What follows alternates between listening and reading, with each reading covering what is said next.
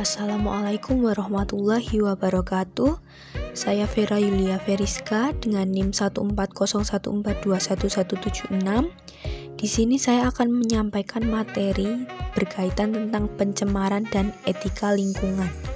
Baik, selanjutnya kita masuk ke materi pencemaran lingkungan. Nah, jadi pencemaran lingkungan sendiri artinya adalah perubahan besar pada kondisi lingkungan akibat adanya perkembangan ekonomi dan teknologi. Nah, perubahan kondisi tersebut melebihi batas ambang dari toleransi ekosistem sehingga meningkatkan jumlah polutan yang ada di lingkungan. Macam-macam pencemaran, yang pertama ada pencemaran air, yaitu adanya polutan di air. Biasanya disebabkan karena adanya pembuangan bahan-bahan kimia ke aliran sungai atau biasanya masyarakat mencuci dengan deterjen yang mengandung bahan kimia di sungai. Yang kedua ada pencemaran minyak, karena biasanya konsekuensi logis dari cepatnya pertumbuhan penduduk dunia yang membutuhkan minyak mentah, sementara sumber-sumber atau sumber-sumber minyak semakin jauh dari hunian manusia.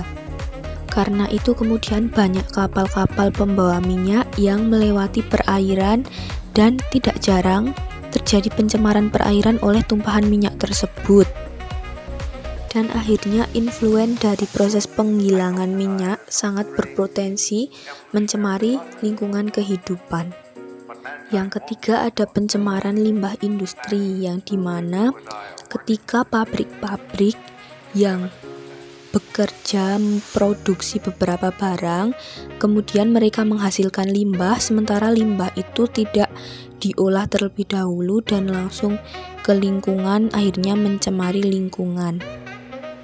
Selanjutnya ada pencemaran tanah, adalah adanya polutan di suatu tanah.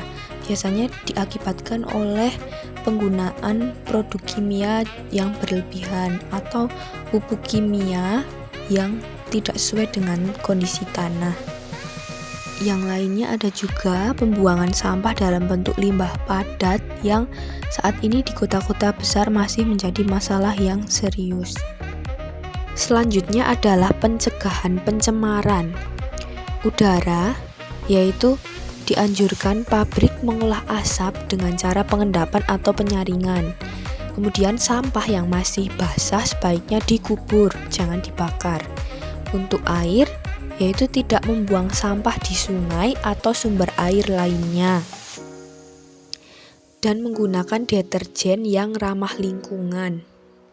Untuk pencemaran tanah sendiri, penggunaan pupuk anorganik, pestisida, insektisida, dan lainnya tidak boleh berlebihan.